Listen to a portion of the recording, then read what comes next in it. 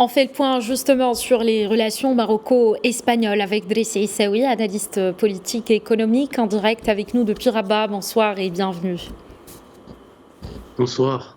D'abord, lors de cet entretien téléphonique avec le président du gouvernement espagnol, le roi Mohamed VI s'est félicité de l'évolution dans la concertation des relations bilatérales.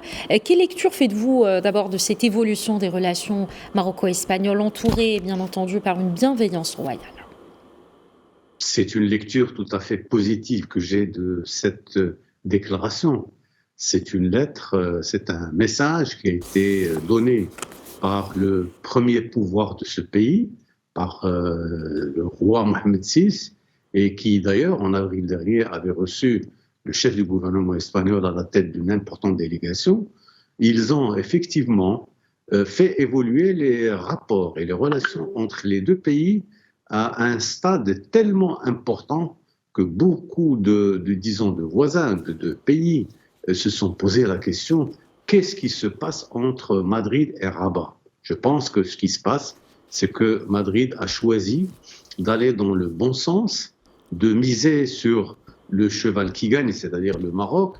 Le pays est stable, le pays qui développe un relationnel extrêmement intelligent avec le voisin espagnol. Nous le savons, vous savez, il y a un déterminisme géographique et historique dans les relations entre le Maroc et l'Espagne.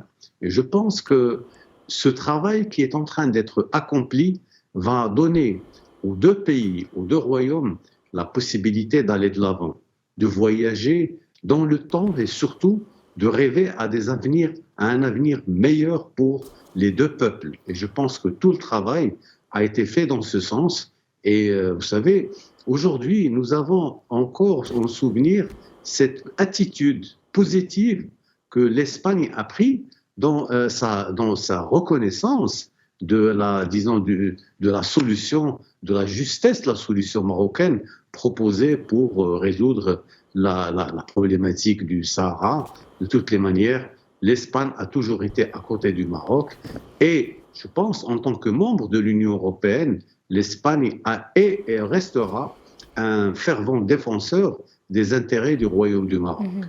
Et pour renforcer cette dynamique positive que vous avez évoquée, le roi Mohamed VI a invité Pedro Sánchez à effectuer une visite officielle au Maroc très prochainement, après la réunion de haut niveau prévue demain à Rabat. Est-ce qu'on peut s'attendre à de nouveaux projets encore plus importants, plus ambitieux entre les deux pays voisins? Déjà, ce forum économique entre le Maroc et l'Espagne est déjà quelque chose d'extrêmement important parce qu'on a des hommes d'affaires espagnols qui sont présents, qui vont regarder de très près quels sont les intérêts, surtout les PME, PMI, etc. Et surtout, c'est des gens qui vont regarder ce qui va se faire demain. Alors, la lettre, l'invitation officielle du roi Mohamed VI au président du Conseil espagnol est quelque chose d'extraordinaire.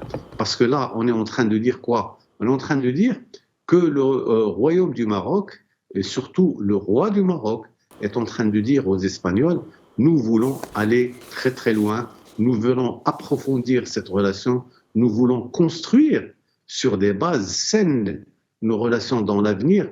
De toutes les manières, les Espagnols sont là pour le Maroc et je pense que toutes les problématiques qui étaient posées avant vont aujourd'hui être balayées d'un revers de la main pour dire que le Maroc et l'Espagne, ce sont des pays qui vont aller très très loin en tant que membres des deux rives de la Méditerranée, du nord et du sud, et qui vont pouvoir construire des choses très très valables à l'avenir.